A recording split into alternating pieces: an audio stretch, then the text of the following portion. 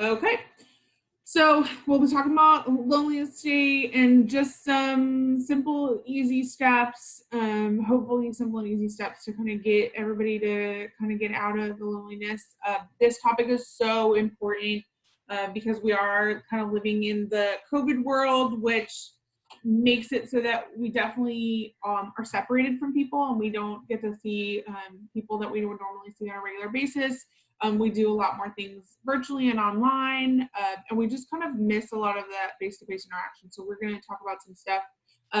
One of the things that we did earlier this week is we sponsored a giveaway on our social media, and we encouraged people to kind of share some of the things they did during COVID to kind of stay busy and keep kind of doing stuff and getting out there. And I saw some really great responses. You know, some people, it was just like they like went on that Netflix binge, and some people picked up like knitting or and crocheting and sewing, and there's just some really cool things that we saw. So I'm really excited to do this presentation.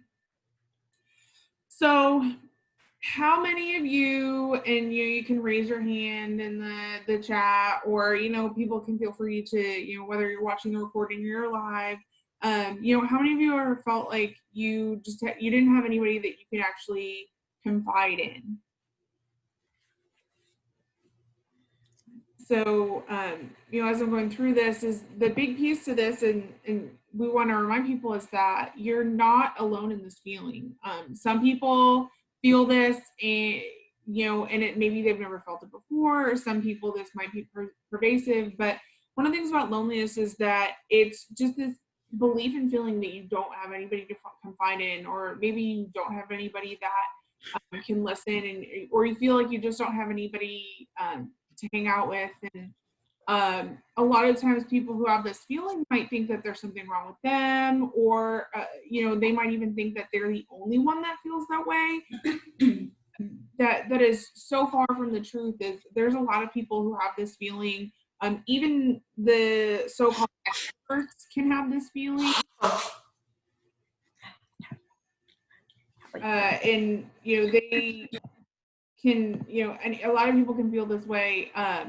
And so, just the reality is that you're not alone, and you're not the only one that feels this way. So we're going to talk about a bunch of different ways that you can kind of kick this habit. And there's a lot of different things that you can do right now. So again, this isn't an exhaustive list. And one of the big things is that we want to tell people is that you definitely want to resist that urge to isolate. So, if you're, we talk about, with COVID and everybody is isolating, but you don't isolate, and then don't isolate yourself mentally either. So don't jump into those critical conclusions. Don't necessarily think like you want to kind of change those negative thoughts that you might be having. So those thoughts of, oh, I'm the only one, is how can we change that to, well, oh, I'm not the only one. There's out there who might be feeling the same way, and so I need to reach out to them. And so what you want to do is, it could be something where clubs are still happening on campus. There's plenty of organizations that they might be doing things virtually, and doing some of their meetings virtually, but you can still still with Zoom, and we're doing this right now, you can still have some of that face-to-face. What you could also do is simply do something to network. And networking can look a variety of ways. It could be that you get into some Lamar groups, and it could be online chats, and reach out to other people and say, hey, anybody want to hang out virtually? Sling, if anybody has Sling's now put together. You can watch movies and TV shows together on Sling, and they're doing some of the same things that like Netflix is doing with the parties and whatnot. So what are the ways that you can kind of get together and just network with people and reach out to people, or network professionally? Take the time that you've got to start reaching out, and maybe there's an internship that you can do to kind of keep the habit of being lonely and not getting out there. Or maybe there's an internship that you can do, and it's online, but you're still kind of communicating and working with people. There's so many different things. And to kind of follow up with that is just find ways to communicate with your peers. I think most interesting thing that's kind of come out of the COVID pandemic and the some of the isolation and quarantine is that there's been a new ways developing of how to communicate with people, and especially communicating online. And then just people have also been refining some of the ways that already exist. Simple things like Facebook Messenger, you can video call. There's apps like WhatsApp that you can communicate with other people. So there's a lot of different things out there that you can use. And then the last one's just find ways to become more involved. So maybe you're not ready to join a club, but there's definitely still activities that are going on. I know CAB, for example, the Cardinals Activity Board, is still putting on events. There's plenty of campus organizations. So, kind of going along with that networking and communicating with other peers is that there's plenty of campus organizations that are hosting events. And a lot of them are, if you don't want to go in person, you can still go online. So you can still find ways to interact and get out there and get involved and kind of participate on that. And so there's a lot of things. Even Lamar hosts a lot of talks, and they get campus speakers. There's Red Talks, and we'll get back to that too. But there's become involved in some campus activities, and definitely look at campus announcements and see what's going on around campus. Look at those every Monday. Communication is kind of the big key during this time of isolation, and sometimes it's as simple as when you sit down in class, it's saying hello to somebody maybe you would never say hello to. You never know when just saying hello and how are you might be good for you, but it might be good for the person next to you. Again, we said that you're not alone in the time of feeling lonely, so you never know that, and it wouldn't hurt to say hello to somebody. Maybe a good way to reach out would be to start a study group, and you can make it a virtual study group. It can be an in-person study group, following social distancing. But you can start a study group. There's plenty of students who would probably love to have a study group of people that in the same major, or they're maybe in the same class and maybe they're struggling. Maybe it's that hybrid version, and or maybe a class moved online and they need some in-person or some sort of face-to-face component via Zoom. So definitely worth checking something like that out. Sometimes it's as simple as communicating with your roommate. Sometimes we feel lonely because we feel like we never see our roommate, we never hang out. But like you've got somebody, especially living in the dorms, you've got a built-in person that's right there, and so sometimes it's as simple as communicating with your roommate, checking in with them, having a conversation, maybe planning like a roommate night where you guys just stay in and watch a movie, doing something fun like that where y'all just plan to do something. And then join a Zoom session. So I've talked about this. There's a lot of online sessions these days that'll make it so easy for you to connect. And I think that the biggest thing with kicking the loneliness right now is making sure that we find a way to connect with other people. And, I know a lot of people who still aren't going out and still aren't doing things, but they're still finding ways to connect and still attending meetings. They're attending seminars, webinars, all that. They're finding different ways to connect with people. And I think that's the biggest thing, is finding what type of connection and communication works for you. So engaging in campus activities, again, kind of reiterating some of the things I've already said, is go to a CAB event, go to a workout class.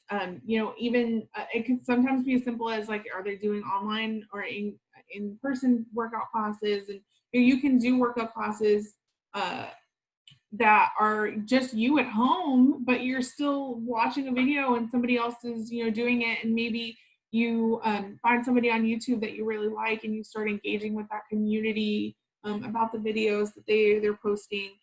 There's so many different ways to kind of get connected, whether it's that in-person class or something that you're just watching online. Maybe it could just be going to the library.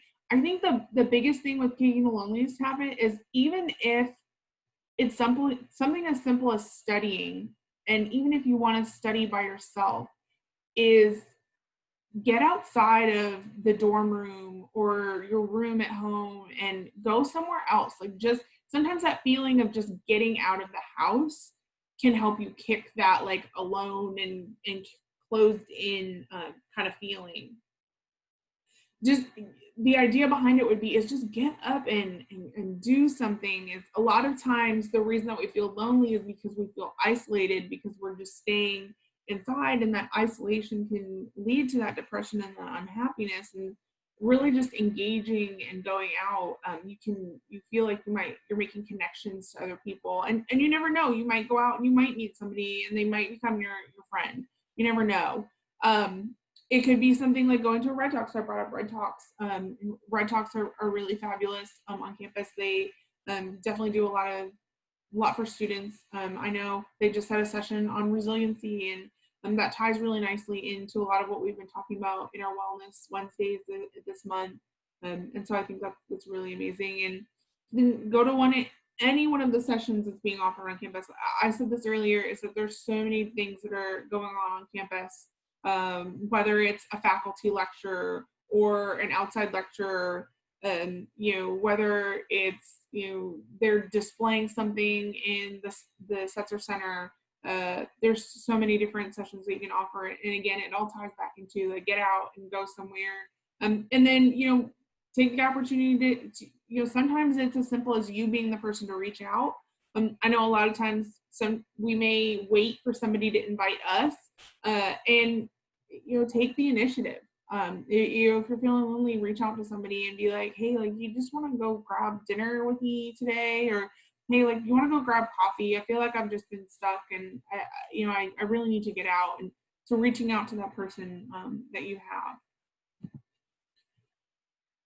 And just some things to kind of consider, some of the factors that can kind of contribute to that loneliness. And so these are the things that, we should try to avoid, because, we talked about the things that you can do, but let's, talking about some of the stuff that we can avoid for that loneliness. And so one of the things that can increase our feeling of loneliness is using that social media, because sometimes we spend too much time on social media, and we kind of then use social media and the internet as the way that we evaluate ourselves.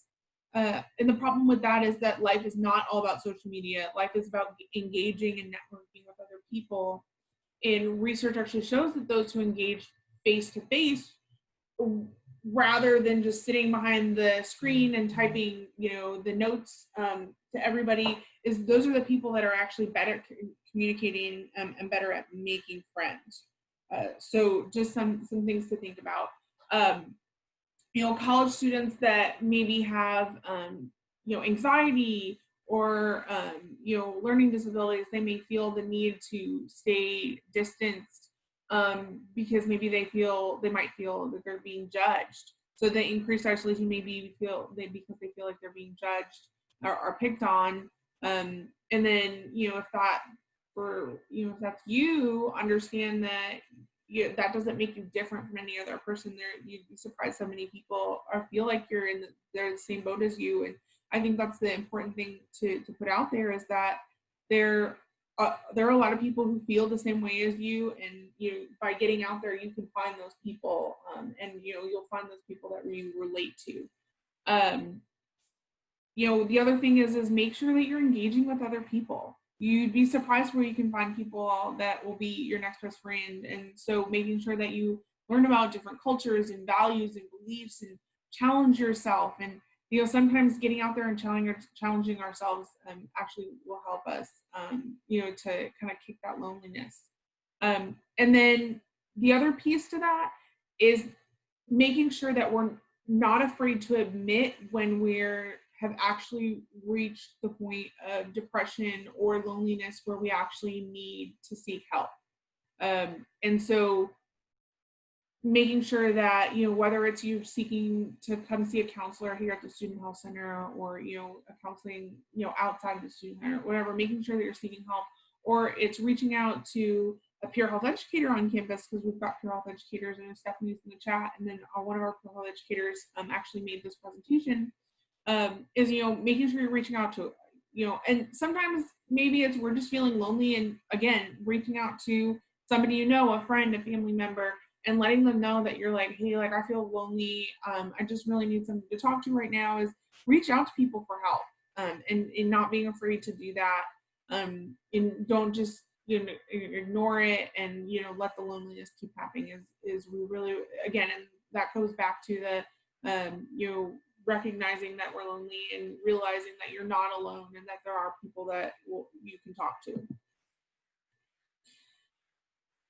And so to just summarize a lot of the stuff that we've talked about here is, there's plenty of support that can help with coping with loneliness and learning to cope. Some people, again, reaching out to counseling is really helpful because counseling can actually help you build skills. They can actually, if you recognize that you've just got these feelings of loneliness, some of the things that they can do is actually to create a plan. Maybe they can help you develop some resiliency skills. And the nice thing about that is these are skills that aren't just going to be for now. These are skills that can help you be a better individual and a better professional throughout the rest of your life. And I think that's so important. There's so much to support out there. And again, I'm just reiterating that you're not alone. Loneliness is a thought that people can overcome, and that there isn't necessarily shame in reaching out. There's so much that goes behind, and this was Suicide Awareness Month, and we have Mental Health Awareness Month, and recognizing that mental health is just as important as your physical health, and it's just as important to reach out and get help and be proactive about it and making connections to be that student that has that health and happiness moving forward. And then just to wrap up, and we talked a little bit about this in different forms and fashions, but those goals towards kicking the loneliness. So it boils down to some simple things: is saying hello, reaching out to that person, and joining a club or communicating with peers, and then finding a hobby.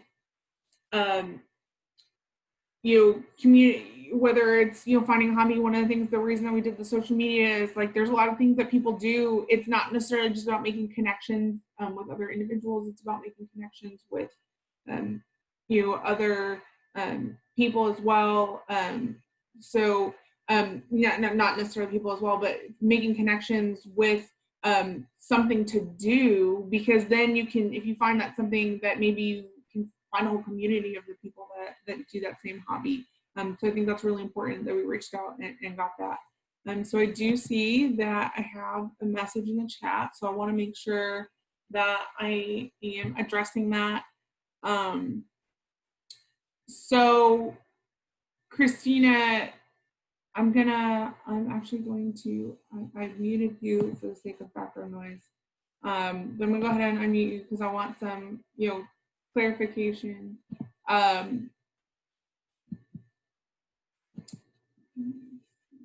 See, now it says that you muted yourself. So I don't know if you have any clarification to your question, and I'm just gonna stop recording.